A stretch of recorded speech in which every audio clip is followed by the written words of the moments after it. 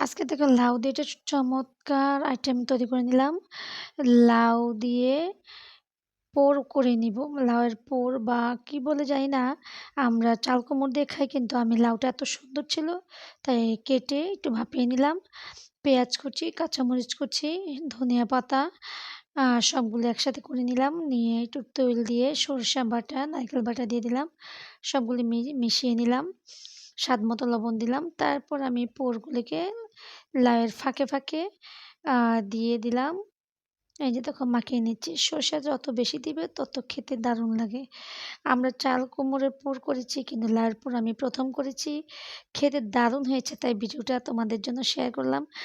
এই যে দেখো, তারপর আমি পোরগুলিকে একটু বেসনে দিয়ে ভেজে নিব। গরম, গরম খাবে, গরম, গরম ভাতের সাথে। দারুণ লাগবে কিন্তু। তোমরা খেয়ে আমাকে অবশ্যই কমেন্ট করে জানাবে। আমারটা দেখতে কেমন হয়েছে সেটাও কমেন্ট করে জানাবে। আমি কিন্তু গরম, গরম ভাতের সাথে পরিবেশন করেছি এবং আমি নিজেও খেয়েছি।